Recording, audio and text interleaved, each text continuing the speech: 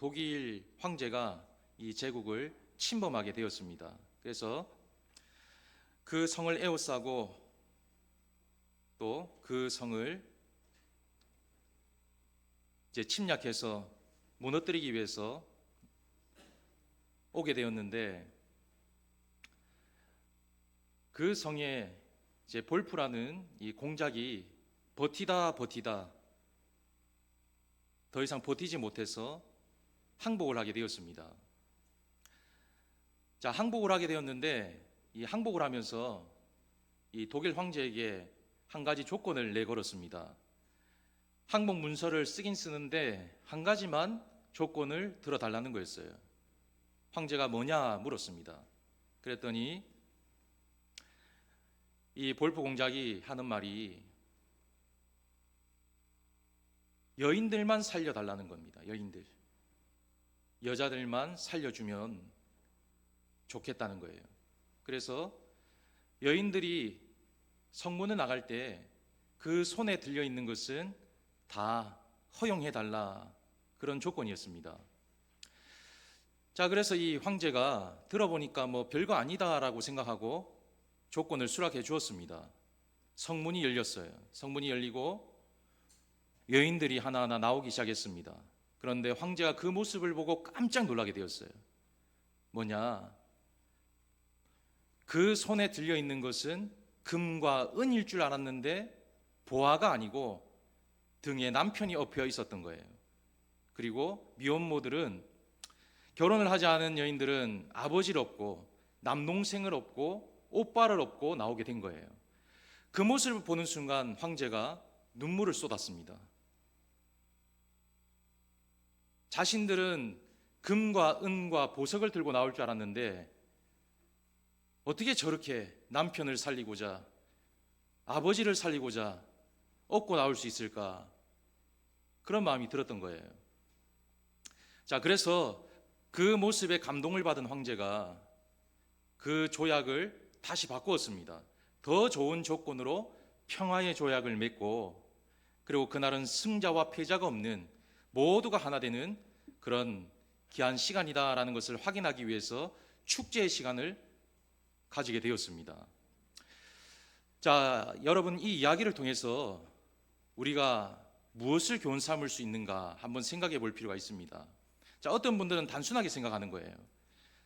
뭐 전쟁이 일어나면 뭐 남편 얻고 나오란 말인가? 아버지 얻고 나오란 말인가? 뭐 그렇게 생각할 수 있잖아요. 근데 그것이 아닙니다. 이 이야기의 본 핵심은 사랑이에요. 사랑. 이 사랑이라는 것은 침범했던 적군의 황제의 마음도 열게 하는 힘이 있다는 것을 보여주고 있습니다. 자, 그리고 서로 간에 하나 되어서 서로 아름다운 시간을 가질 수 있는 화해의 능력도 있다는 것이 바로 사랑의 힘이라는 겁니다. 자, 결국 세상을 아름답게 만들 수 있는 것이 뭐냐? 사랑이다라는 것을 말해주고 있다는 거예요. 제가 어느 책에서 읽은 내용인데 뭐 정확히 책이 어떤 내용인지, 책이 어떤 책인지 기억이 나진 않습니다. 근데 기억나는 것은 세상을 멸망케 하는 것은 전쟁, 천재지변이 아니다. 사랑이 없는 세상이다. 그런 글을 읽은 적이 있습니다. 사랑이 없는 세상이 결국 세상을 망하게 하는 세상이다라고 말하고 있는 겁니다. 여러분 잘 알고 있는 이 김수경 추기경 알고 있으시죠? 김수환 추기경. 김수환 추기경 아마 아실 거예요. 천주교에서는 아주 대단한 분이시죠. 자, 근데 종교를 떠나서 그분의 했던 말을 우리가 한번 생각해 볼 필요가 있습니다. 자, 그분이 살아생전에 이런 말을 했던 적이 있어요. 사랑이 머리에서 가슴으로 내오는데 걸린 시간이 70년이었습니다. 이 사랑이라는 것을 머리로는 알고 있는데 가슴까지 내려오는데 70년이 걸렸다는 거예요.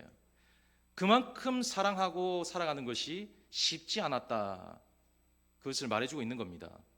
자, 그러면서 죽을 때에 그가 두 마디를 남겼습니다. 자, 띄워주세요. 자, 두 마디를 남겼는데 그 두 마디가 뭐냐? 바로, 자, 읽어봅시다. 뭐라고 돼 있죠? 시작. 자, 옆에 있는 분들하고 한번 인사합시다. 고맙습니다. 사랑하며 사세요. 자, 죽을 때 마지막 두 마디를 남겼어요. 고맙습니다. 사랑하며 사세요. 사랑이 내려온 데까지 70년이 걸렸는데 죽을 때에 사랑하며 사세요. 그 말을 남기고 죽었다는 거예요. 자, 성경에 보면 우리가 오후 시간에 요한 1서를 지금 하고 있잖아요. 말씀을 듣고 있는데 그 말씀의 핵심도 사랑하며 살라는 겁니다. 요한도 사랑하며 사세요. 그 말을 죽을 때까지 하며 살았다는 거예요. 자, 오늘 본문의 말씀도 결국에는 사랑하며 살아라 그 말씀을 하고 있다는 겁니다. 자, 그래서 우리 그리스도인들은 가장 먼저 첫 번째 해야 될 행동이 뭐냐? 바로 사랑하며 사는 인생. 그것이 바로 우리의 첫 번째 모습입니다. 자, 오늘 이 본문을 잠시 우리가 이해할 필요가 있습니다. 이 본문을 보면 이 바울이 저자입니다. 바울이 AD 47년에 1차 전도 여행을 떠나게 되었어요. 자, 안디옥에서부터 갈라디아 지역으로 이동하게 되었습니다. 자, 그때에 이 갈라디아 지역은 이전에 터키 아시죠? 투르키에. 자, 터키의 중앙에 위치한 어떻게 보면 로마의 한 주라고 보시면 되는 거예요. 한 주로 되어 있는 그런 곳인데, 자, 동서로는 150km, 또 남북으로는 300km 정도 되는 그런 지역이었습니다. 자, 그곳에 많은 교회들을 세우게 되었어요. 자, 그리고 다시 안디옥으로 돌아갑니다. 안디옥으로 돌아간 이후에 2년이 지나게 돼요. 2년이 지난 이후에 다시 갈라디아로 가게 되었어요. 자, AD 49년에 2차 전도여행을 떠나게 되는데 그때 갈라디아 지역으로 가보니까 처음에 갈라디아 갔을 때와 느낌이 사뭇 다른 거예요. 수많은 문제들이 직면해 있는 겁니다. 자, 무슨 문제냐? 복음이 변질되었습니다. 진리를 가르치는 사람들이 잘못된 진리를 가르치고 있는 거예요. 자, 가장 큰 문제가 뭐였냐면 거짓 교사들이 제일 문제였습니다. 거짓 교사들. 자, 구원으로 이 하나님 앞에 갈 수 있다라는 것을 율법으로도 충분히 구원받을 수 있다라고 말하고 다닌 거예요. 여러분, 율법도 중요하지만 율법으로는 절대 구원을 얻을 수 없다. 그것이 진리인데 그것을 잘못 가르치고 있었다는 거예요. 자, 그리고 할례로도 충분히 구원을 받을 수 있다. 그렇게 가르치고 있었던 거예요. 자, 어떤 형식과 합리화적인 그런 것으로 구원을 말하고 있었던 겁니다. 자, 그래서 바울이 말하기를 그거 아니다. 그거 아니야. 구원이라는 것은 믿음으로 말미암아 구원을 받는 것이다. 예수 믿는 사람이라면 예수 믿는 행동을 하며 살아야 됩니다. 그것을 말하게 된 거예요. 자, 그래서 오늘 본문이 이렇게 소개가 되고 있는 겁니다. 자, 그래서 가장 먼저 소개가 되고 있는 것이 육체의 일이라고 시작되어 있어요. 19절부터 21절 말씀을 보면, 자, 육체의 일은 분명하니 곧 음행과 더러운 것과 호색과 우상숭배와 주술과 원수 맺는 것과 분쟁과 시기와 분냄과 당짓는 것과 분열함과 이단과 투기와 술취함과 방탕함과 또 그와 같은 것들이라. 그렇게 소개하고 있는 거예요. 자, 그러면서 이런 일을 하는 자들은 어떤 사람이냐? 하나님의 나라를 유업으로 받을 사람, 받지 못할 사람들이라. 그렇게 소개하고 있는 거예요. 자, 그러면서 그 다음에 이어지는 말씀이 오늘 본문의 말씀입니다. 자, 오늘 본문의 말씀 우리 함께 한번 읽어보겠습니다. 22절로 23절 말씀. 자, 시작.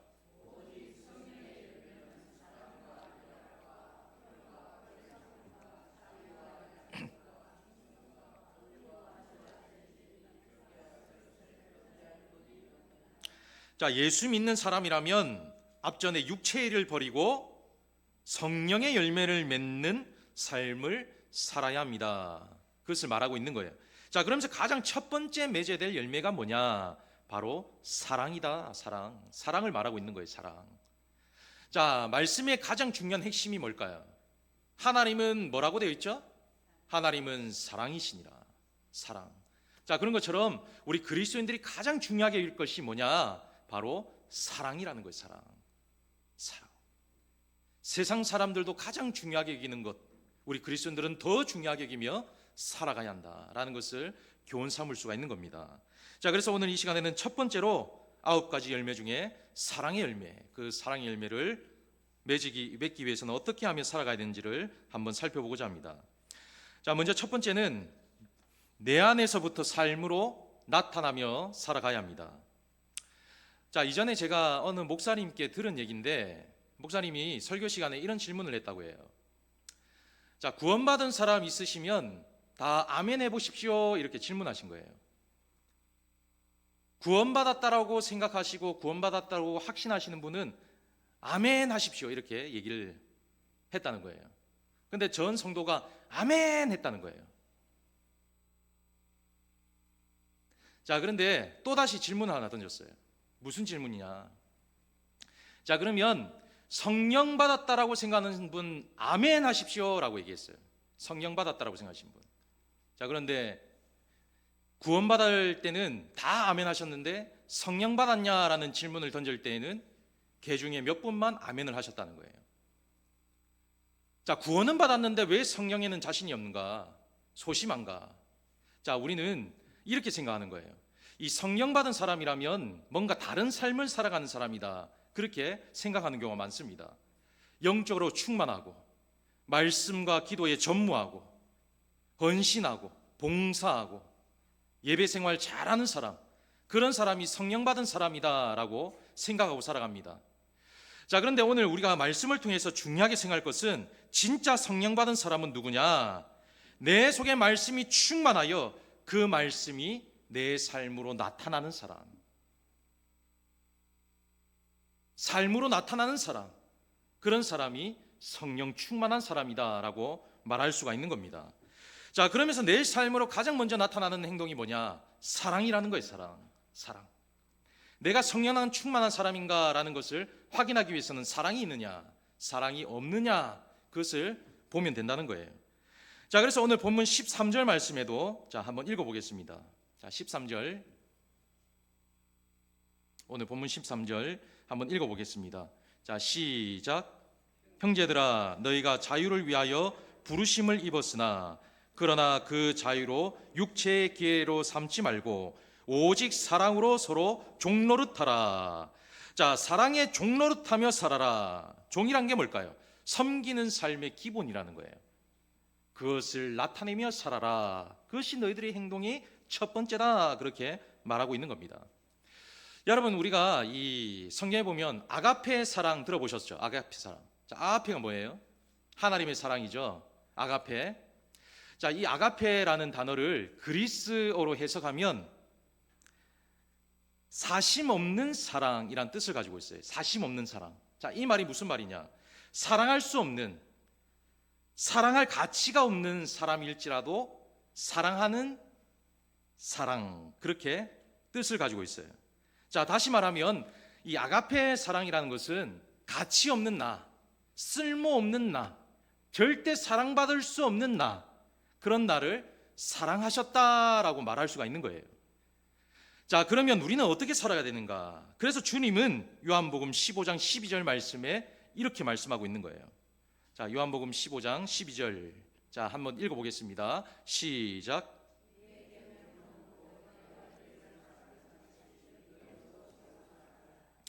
내 계명은 곧 내가 너희를 사랑한 것 같이 너희도 뭐 하라고요? 서로 사랑하라.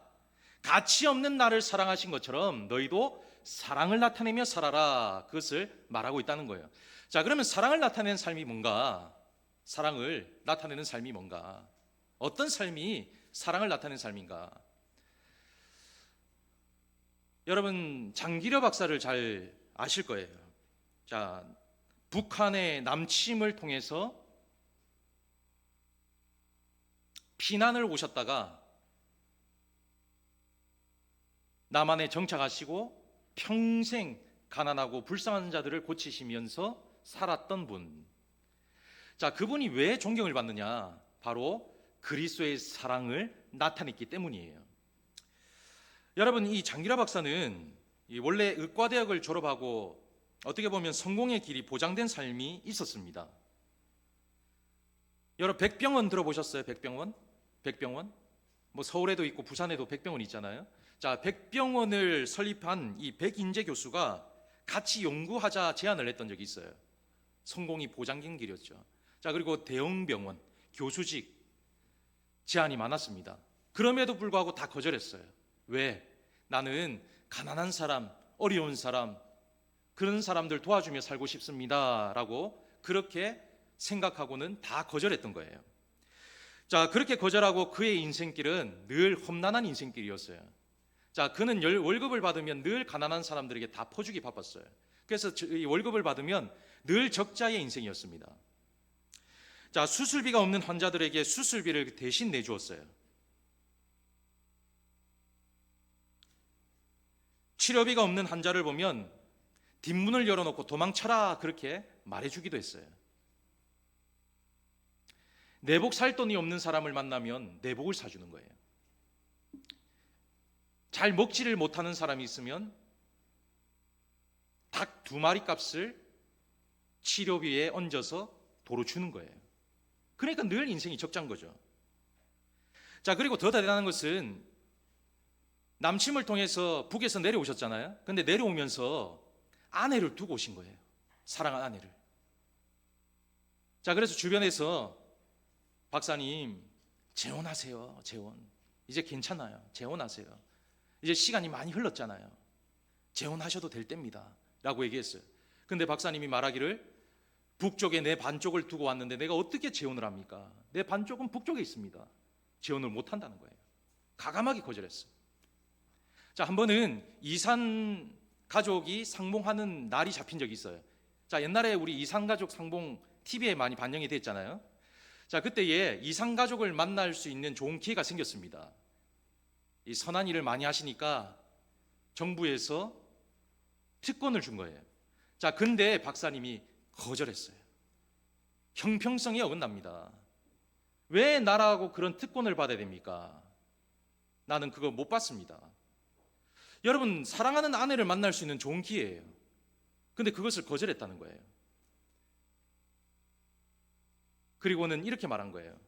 제게는 그래도 아내의 사진이라도 한 장 있잖아요. 그러면서 자신을 위로한 거예요. 제자들이 찾아왔습니다. 선생님이 흉상을 만들고 싶은데 만듭시다 라고 얘기한 거예요. 안 된다 라고 말한 거예요. 무슨 소리냐.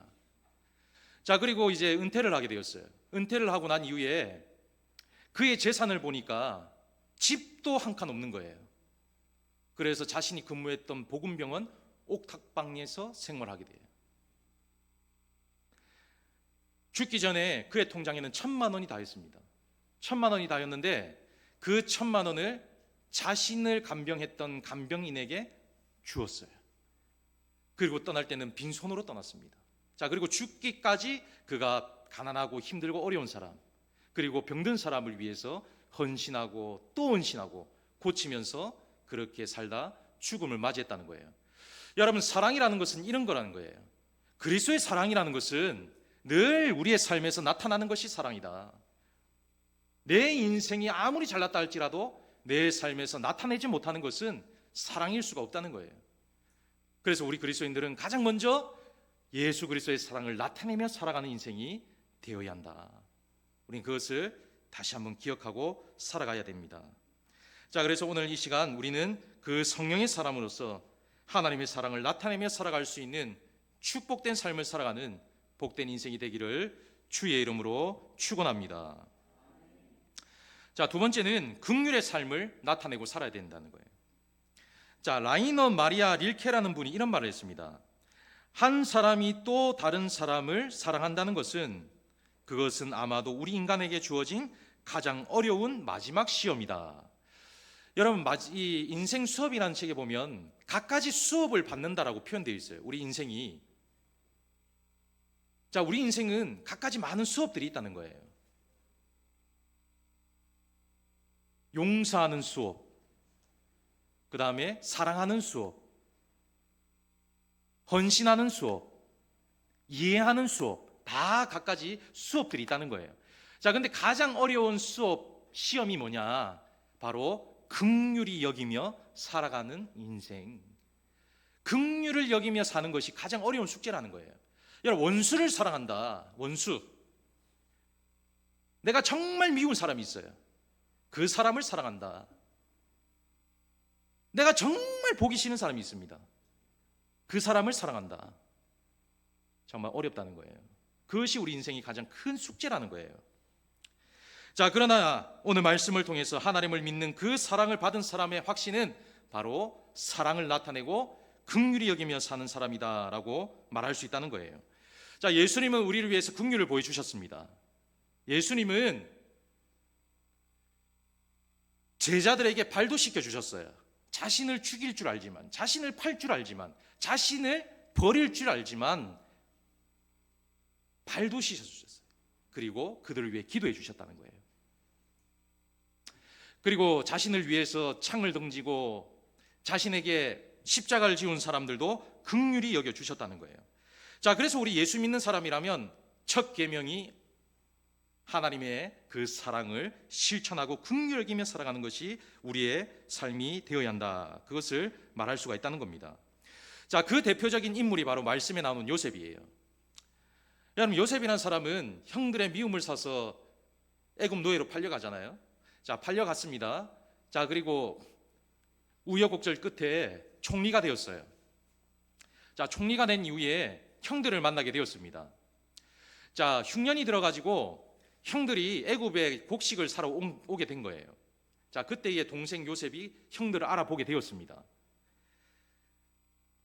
처음 이 형들을 본 이 요셉의 반응이 어떨까? 보통 사람이라면 어떨까요? 분노하겠죠, 분노. 이제는 총리의 자리에 있으니까 어떻게 할 수 있어요? 죽여버릴 수도 있는 거죠. 감옥에 가둘 수도 있는 거예요. 억울함과 분함과 말로 다 할 수 없는 그 한을 풀고 싶었을 거예요. 자, 그런데 놀라운 사실이 있어요. 요셉의 마음이 평온했다는 거예요. 도리어 형들의 마음이 불편했다는 거예요. 자, 그래서 40장 21절 말씀을 보면 그들이 서로 말하되 우리가 아우의 일로 말미암아 범죄하였도다. 그가 우리에게 애걸할 때에 그 마음의 괴로움을 보고 듣지 아니하였으므로 이 괴로움이 우리에게 임하도다. 그렇게 말했다는 거예요. 자, 당시에 형님 살려주세요 애걸했다는 거예요. 근데 그걸 뿌리쳐버렸다는 거예요. 근데 도리어 그 고난과 또 역경, 어려움, 괴로움이 지금 우리에게 임하게 되었다. 그것을 말하고 있다는 거예요. 자, 그래서 우리 인생도 마찬가지입니다. 우리 인생도 상대를 긍휼히 여기고 살아가는 인생이 더 자유로울 수 있다는 거예요. 여러분, 사실 그렇습니다. 용서를 받는 입장보다 용서해 주는 사람이 더 자유로울 수 있어요. 용서를 받는 입장은 받으면서도 불편한 거예요. 근데 용서를 해버리면 도리어 내가 시원하게 살아갈 수 있다는 거예요. 그래서 손을 먼저 내미는 것이 현명한 사람이다. 그리고 육체를 위해서도 지혜롭게 살아갈 수 있는 사람이다. 그렇게 말할 수가 있는 거예요. 제가 이 설교를 준비하면서 자료를 찾다 보니까 이런 실험을 했던 적이 있더라고요. 자, 한 집단이 있었습니다. 한 집단이 있는데 두 집단으로 나눴어요. 두 집단으로 나눠가지고 이제 한 집단에는 서로 이제 대화할 수 있는 기회를 준 거예요. 자, 그래서 서로 처음에는 불평을 또 원망을 남편과 가족들에 대한 어떤 안 좋은 부분들을 막 쏟아내기 시작했어요. 자, 그런데 같이 이야기하다 보니까 그게 풀리기 시작한 거예요. 자, 그러면서 그들이 깨달은 것이 배려해야지, 긍휼히 여겨야지, 용서해야지. 자, 그런 마음들이 막 들기 시작한 거예요. 자, 근데 놀라운 결과가 나왔어요. 자, 그런 사람들이 바로 일반 그렇게 하지 못한 사람들에 비해서 2배 오래 살았다. 그런 실험 결과가 나왔습니다. 자, 그래서 용서를 한다는 것은 내 건강에도 유익하다는 거예요. 자, 그럴 때에 야곱이 걱정이 되었습니다. 자신의 죽음으로 이제 형들이 어떻게 보면 큰 공경에 처할 수 있겠다라는 판단이 선 거예요. 자, 그래서 야곱이 유언을 하는 거예요. 형들 용서해라. 형들 미워하지 마라. 자, 그렇게 했을 때에 요셉이 울었어요. 눈물이 난 거예요. 자, 그러면서 이제 형들이 그 아버지의 말씀이 하신 것도 있지만은 불안했던 거죠. 그래서 다시 한번 그 말을 인용해서 동생 요셉에게 그 말을 증거합니다. 자, 창세기 50장 18절로 21절 말씀해 보면 그의 형들이 또 친히 와서 요셉의 앞에 엎드려 이르되 우리는 당신의 종들이니이다. 요셉이 그들에게 이르되 두려워하지 마소서. 내가 하나님을 대신하리이까. 당신들은 나를 해하려 하였으나 하나님은 그것을 선으로 바꾸사 오늘과 같이 많은 백성의 생명을 구원하게 하시려 하셨나니 당신들은 두려워하지 마소서. 내가 당신들과 당신들의 자녀를 기르리이다 하고 그들을 간곡한 말로 위로하였더라. 자, 입장이 바뀐 거예요. 먼저 위로를 한 입장은 마음이 평안하게 형들에게 다가갈 수 있었다는 거예요. 자, 근데 형들은 어땠죠? 형들은 불안하고 두려운 가운데 있었다라는 것을 말하고 있다는 겁니다. 자, 그래서 우리 인생은 먼저 위로하고 먼저 용서하는 인생이 더 행복한 인생길을 살아갈 수가 있다라는 것을 말씀하고 있는 거예요. 자, 그래서 여러분 자신을 위해서라도 긍휼을 여기며 살아가는 인생이 유익한 인생이다. 분명히 아셔야 된다는 거예요. 우리는 우리의 건강을 위해서 좋은 약을 먹잖아요. 좋은 음식을 먹잖아요. 운동을 하잖아요. 자, 그런데 더 건강하게 살아갈 수 있는 유일한 비결이 뭐냐? 긍휼히 여기며 사는 인생. 내 인생을 위해서, 나를 위해서. 자, 옆에 있는 분들하고 인사합시다. 나를 위해서 긍휼히 여기며 삽시다. 자, 다시 한번 따라합니다. 나를 위해서 긍휼히 여기며 삽시다. 여러분들을 위해서 긍휼히 여기며 살아야 된다는 거예요. 그것이 여러분들에게 유익하다. 건강도 잃지 않을 수 있다. 그것을 말하고 있는 거예요. 자, 제가 사랑의 온도라는 책에 보니까 이 포옹이라는 글이 있더라고요. 포옹. 자, 포옹 이게 뭐냐? 살아남기 위해서는 하루에 4번의 포옹이 필요하다는 거예요. 내가 살아남기 위해서. 자, 그리고 계속 살기 위해서는 하루에 8번의 포옹이 필요하다.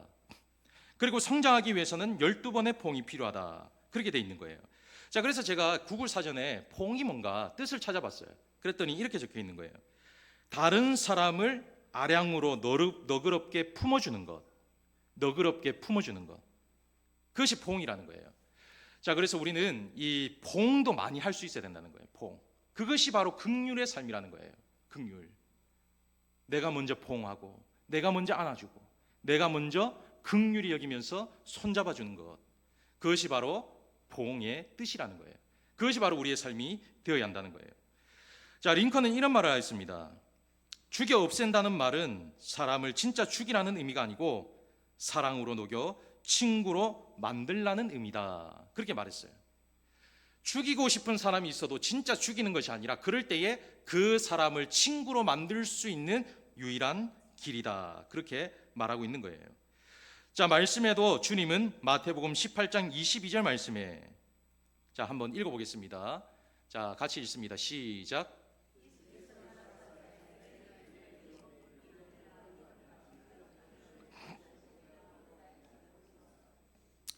자, 예수님께서 말씀하셨죠. 7번이 아니라 70번씩 7번이라도 무한히 용서해 주고 살아라.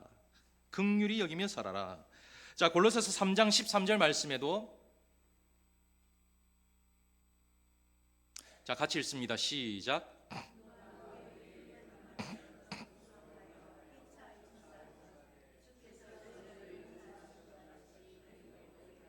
주님이 나를 용서하신 것처럼 어떻게 하라고요? 너희도 용서하며 살아라. 너희도. 자, 그래서 성령 충만한 사람의 특징이 뭐냐? 긍휼히 여기며 사는 사람. 그 사람이 바로 주님의 뜻에 합당하게 살아가는 사람이다라고 말할 수가 있는 거예요. 자, 로마서 12장 14절 말씀에도 보면 자, 한번 읽어보겠습니다. 14절 15절 시작. 축복하라. 축복하고 저주하지 말라. 즐거워하는 자들과 함께 즐거워하고 우는 자들과 함께 울라. 할렐루야. 자, 이런 삶을 살아가는 우리 금곡교회 모든 성도들이 되기를 주의 이름으로 축원합니다. 생각하면 어렵습니다. 어려워요. 하지만 주님을 생각하면 마음을 바뀔 수 있어요. 내 속에 진짜 주님이 계시면 용서 못할 것은 아무것도 없다는 거예요. 내 속에 하나님이 계시면 긍휼히 여기지 못할 일이 아무것도 없다는 거예요. 여러분, 성령 충만한 사람의 특징은 바로 사랑을 나타내는 거예요. 긍휼히 여길 수 있는 사람이에요. 주님이 가장 먼저 우리에게 명령하신 것이 뭔가? 사랑하라는 거예요. 사랑. 긍휼히 여겨라. 우리는 긍휼을 여기며 사랑하는 자들이 되어야 한다는 거예요. 자, 마지막 세 번째는 좋은 것만 보며 살아야 된다는 거예요. 자, 여러분, 사람이 참 가장 안 되는 것 중에 하나가 만나면 좋은 점 얘기하는 사람이 잘 없어요. 야, 그 사람 참 좋더라. 그 사람 참 훌륭하더라. 아, 그 사람 참 대단해. 이런 말 먼저 시작하는 것이 아니고 그 사람 봤냐? 그 사람 참 안 될 사람이야. 항상 긍정보다는 부정을 얘기해요. 여러분, 근데 인생을 우리가 보면 여러분 마찬가지예요.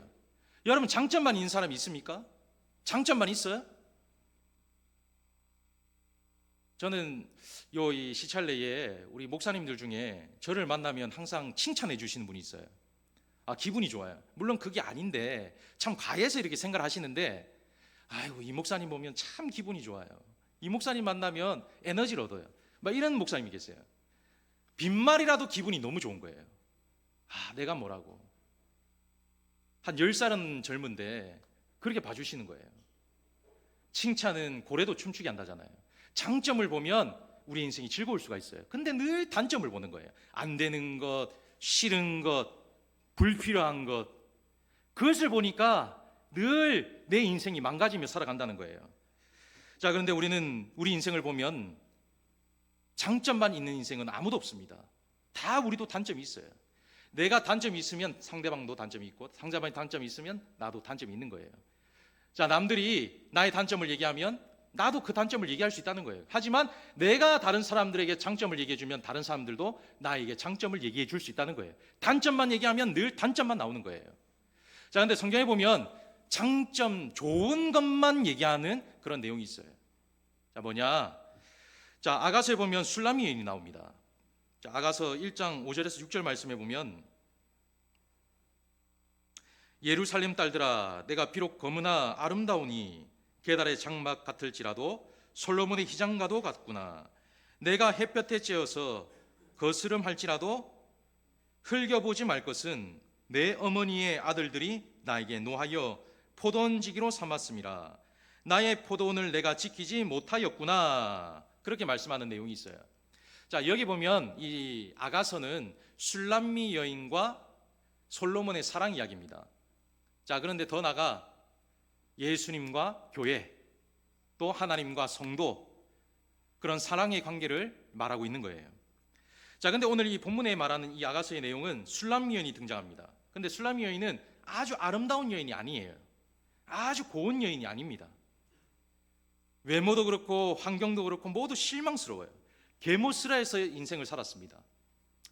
이복 형제들이 있는데 미움을 받았어요. 젊은 나이에 포도원에 나가서 땡볕에 일을 하며 살았습니다. 장렬한 태양빛에 일하다 보니까 피부가 어떻게 될까요? 검해질 수밖에 없는 거죠. 우리 집사님들 중에도 피부가 굉장히 고우셨는데 어느 순간 너무 검해져서 오셨더라고요. 보니까 땡볕에 일하신 거죠.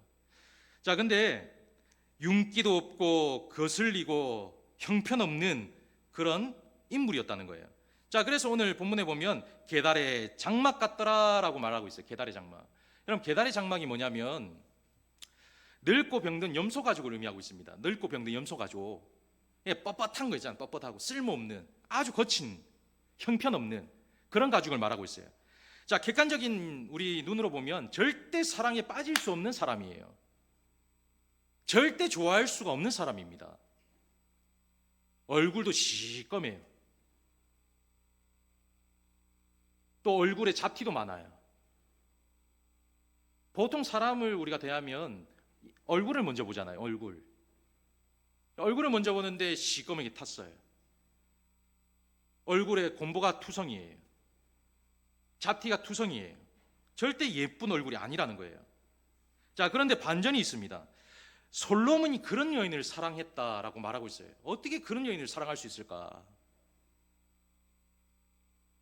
자, 본문에 보니까 희장처럼 아름다웠더라라고 말하고 있어요. 절대 사랑받을 만한 자격이 하나 없는 사람이었어요. 그럼에도 불구하고 솔로몬이 그녀를 희장처럼 아름답다라고 말하면서 사랑하고 있다는 거예요. 형편없는 얼굴, 아주 못생긴 얼굴이었음에도 불구하고 왜 사랑할 수 있을까? 바로 좋은 점을 보았기 때문이에요. 좋은 점. 좋은 점. 좋은 점을 보았기 때문에 외모로는 형편이 없지만 그녀의 내면의 따뜻함을 보았다는 거예요. 그리고 그녀를 사랑할 수가 이게 되었다는 거예요. 자, 이것은 주님이 우리를 사랑하신 것과 똑같습니다. 주님은 형편없는 우리를 사랑해 주셨어요. 별 볼 일 없는 우리를 사랑하셨어요. 가치 없는 우리를 사랑하셨어요. 여러분, 우리가 주님 앞에 장점이 뭐가 있습니까? 장점. 여러분 생각할 때에 나는 주님 앞에 이런 장점이 있습니다 라고 말할 수 있는 게 몇 가지가 될 수 있을까요? 여러분 기도하실 때 곰곰이 한번 생각해 보세요. 저는 하나님 이런 장점이 있어서 주님을 지금까지 잘 섬겨왔습니다 라고 말할 수 있는 사람이 몇이나 될까? 그럼에도 불구하고 주님이 우리를 사랑하셨다는 거예요. 그럼에도 불구하고 우리를 긍휼히 여겨주셨다는 거예요. 그럼에도 불구하고 우리와 함께 해주고 계시다는 거예요. 자, 그래서 주님이 우리에게 보실 때에도 장점을 보시고 좋은 점만 보신 것처럼 우리도 그러한 인생을 살아가는 것이 바로 성령의 사람이다라고 말할 수가 있는 겁니다.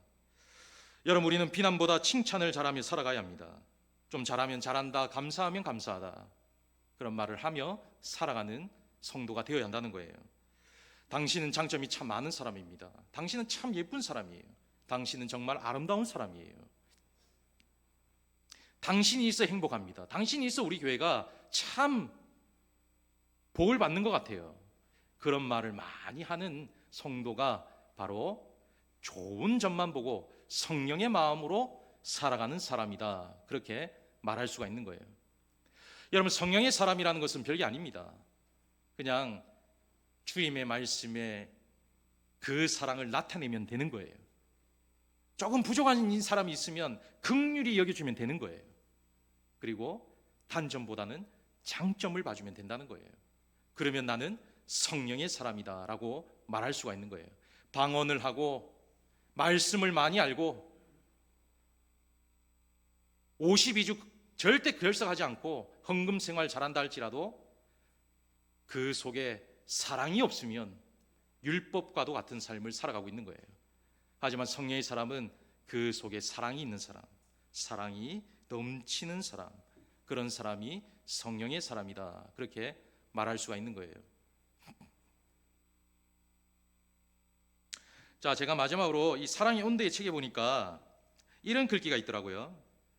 식물이 자라기 위해서는 질소, 인상과 같은 영양분이 필요하다. 그처럼 사람의 영혼이 바르게 성장하는 데 가장 필요한 요소는 사랑이다, 그렇게 적혀 있더라고요. 우리의 영혼에 가장 필요한 요소, 사랑이라는 거예요. 사랑이 있어야 내 삶이 건강하고 내 삶이 유익한 삶을 살아갈 수가 있다는 거예요. 오늘 우리는 이 성령의 열매 중에 가장 첫 번째 사랑의 열매를 생각해 보았습니다. 우리 모든 금곡교회 성도들은 사랑의 열매를 맺어서 그 주의 사랑을 나타내고 긍휼히 여기고 또한 장점을 많이 봄으로 아름다운 인생을 만들어가기를 주의 이름으로 축원합니다. 아무쪼록 사랑이 1번입니다. 사랑. 내 속에 사랑이 있어야 내가 진짜 예수 믿는 사람이다 확인을 받을 수가 있는 거예요. 내가 진짜 그리스도인이다 라고 말할 수 있는 것은 사랑이다. 사랑. 자, 옆에 있는 분들하고 다시 한번 인사합시다. 인사하고 마치겠습니다. 자, 사랑하며 삽시다. 사랑하며 사시기를 주의 이름으로 축원합니다. 사랑이 풍성하신 하나님, 주님이 말씀하신 첫 번째 열매는 사랑입니다. 오늘 우리 모든 성도들 그 사랑의 열매를 가장 먼저 맺어서 건강하게 살아갈 수 있도록 축복을 다하여 주시옵소서. 함께하여 주실 줄 믿사옵고 걸어가신 예수님 이름으로 기도하옵나이다. 아멘.